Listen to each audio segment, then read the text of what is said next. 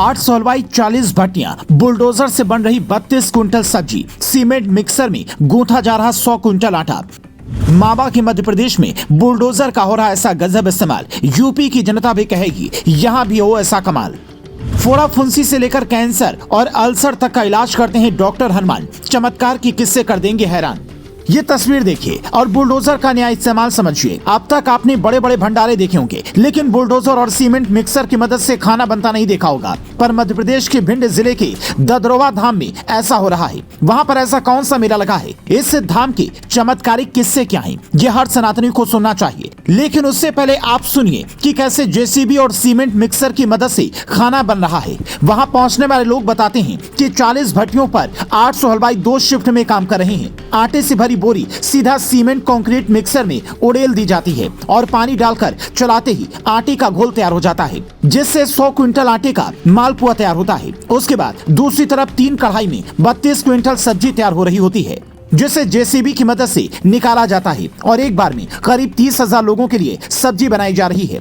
रोजाना वहां पर लाखों लोग पहुंच रहे हैं और किसी को प्रसाद से वंचित न रहना पड़े, इसीलिए हलवाई लगातार काम कर रहे हैं। आसपास के गांव से कई क्विंटल दूध इकट्ठा हो रहा है। प्रसाद में खीर, बूंदी, पूड़ी और सब्जी का इंतजाम है। अब आप कहेंगे इतनी भव्य व्यवस्था किस बात के लिए है, तो इसके पीछे की वजह है पंडित प्रदीप मिश्रा की शिव पुराण कथा।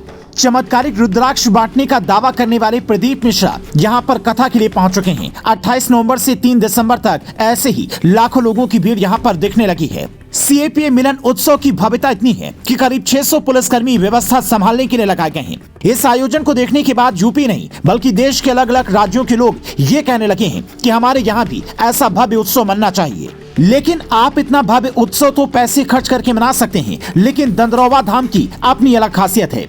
मध्य प्रदेश के भिंड जिले में पड़ने वाले इस धाम में हनुमान जी की पूजा होती है, लेकिन यहाँ के हनुमान जी को डॉक्टर हनुमान के नाम से जाना जाता है। स्थानीय लोग बताते हैं कि यहाँ पर हनुमान जी एक बार डॉक्टर का वेश धारण कर गले में आला लगाए एक साधु का इलाज करने आए थे। उस साधु को कैंसर था, लेकिन हनुमान जी की कृपा से जब वो स्वस्थ हुआ तो लोग इस मंदिर को डॉक्टर हनुमान के नाम से जाने लगे। आज भी यहाँ पर फोड़ा फुंसी से लेकर कैंसर और अल्सर तक का इलाज होता है। जो लोग आस्था को मानते हैं यहाँ पहुँचते हैं, लेकिन जो विज्ञान को मानते हैं वो इन बातों पर यकीन नहीं करते, पर कहते हैं कि जब विज्ञान हार जाता है तो फिर इंसान भगवान पर भरोसा करता है और ये धाम ऐसे ही भरोसे को सच साबित करता है।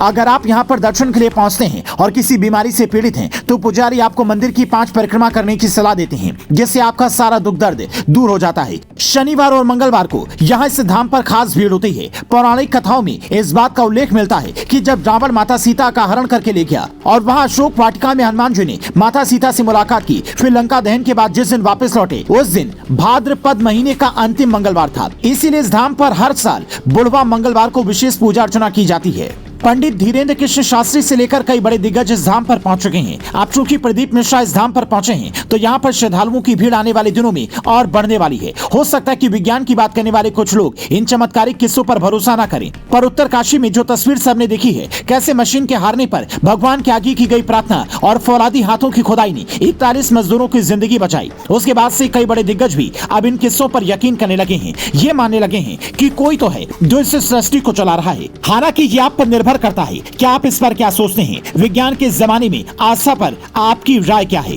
कमेंट कर बताएं।